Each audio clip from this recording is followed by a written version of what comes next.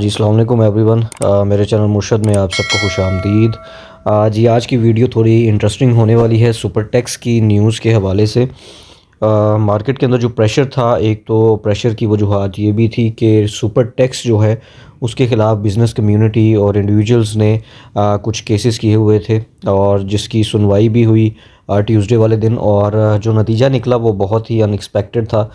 तमाम business community जो है वो एक्सपेक्ट कर रहे थे कि जो नतीजा ये आएगा कि सुपर टैक्स को रिमूव कर दिया जाएगा। कुछ दिन पहले इस तरह की एक न्यूज़ और अफवाह भी चली थी और उसके चलने के बाद काफ़ी मार्केट में एक बूस्ट था, बिज़नेस कम्युनिटी को लेके इन्वेस्टर में एक कॉन्फिडेंस था। लेकिन अल्टीमेटली जो केस का नतीजा आया है, जो रिज़ल्ट आया है, वो यही है कि सुपर टैक्स जो है उसको रिमूव नहीं किया जाएगा, जो कि एक नेगेटिव न्यूज़ है। आज मैंने जो अपनी वीडियो की शुरुआत की है वो भी इसी के ज़रिए की है।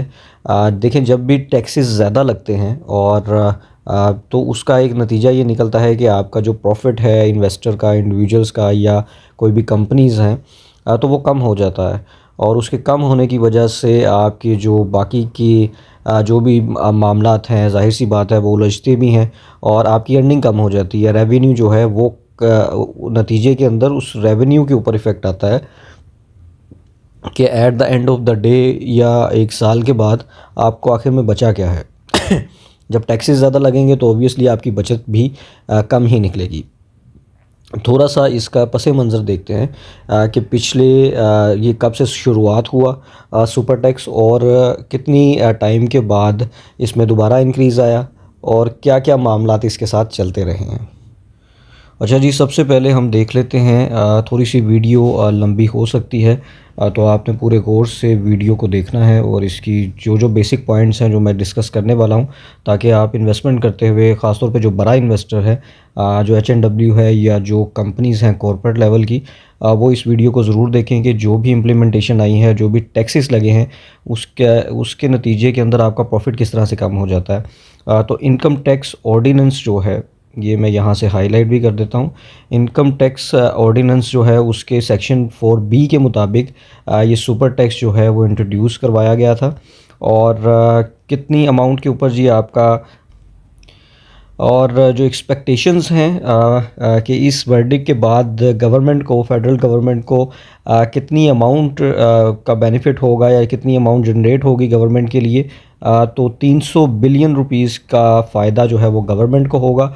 और इसी को आप ऑपोजिट कर लें तो जो इन्वेस्टर्स हैं या जो भी इंडिविजुअल हैं, कंपनीज़ हैं, उन सब को 300 बिलियन का लॉस भी होगा आने वाले फाइनेंशियल ईयर के अंदर। अच्छा जी, जो फ़ैसला दिया है वो फ़ैसला दिया है 3 जजेस ने।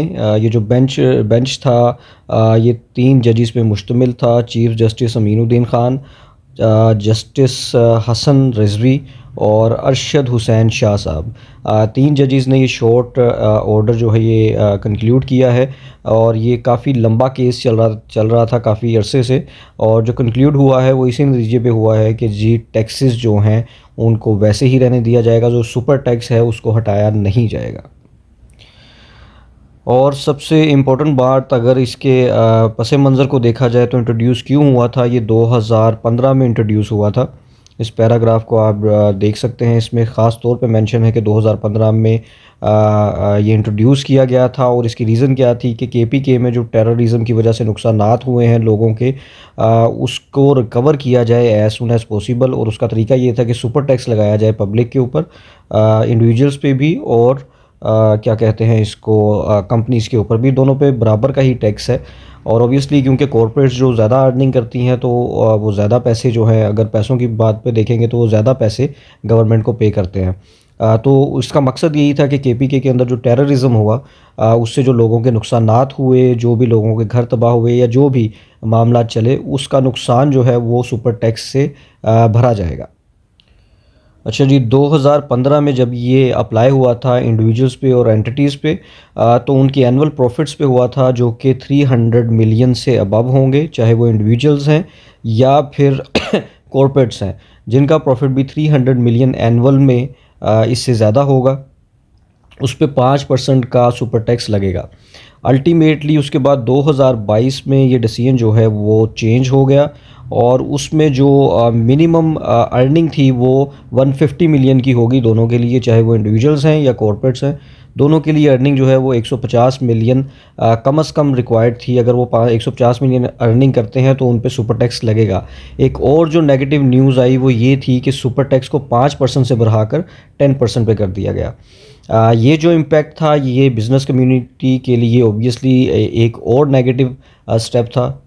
बिज़नेस को डीमोटिवेशन के लिए आप समझ लें कि ऑब्वियसली जब टैक्सेस बढ़ता जाएगा और अमाउंट भी कम कर दी उन्होंने, 300 मिलियन नहीं रहने दी, उसका भी 50% कर दिया कि अगर आपने सिर्फ 150 मिलियन अर्न किया है एक साल के अंदर अपने बिज़नेस से, तो आपके ऊपर 5 नहीं 10% सुपर टैक्स एक्स्ट्रा आपको पे करना पड़ेगा, जो कि एक ऑब्वियसली एक अच्छा बर्डन था इंडिविजुअल्स के लिए भी और जो कॉर्पोरेट्स हैं दोनों के लिए।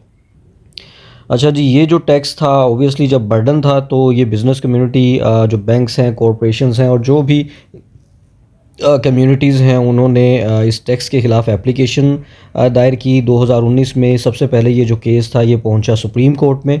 सुप्रीम कोर्ट ने फौरी तौर पे इसको फेडरल कॉन्स्टिट्यूशनल कोर्ट की तरफ कर दिया कि जो भी फ़ैसला देंगे वो फेडरल कोर्ट जो है वो इसका फ़ैसला सुनेगा और इसका फ़ैसला देगा।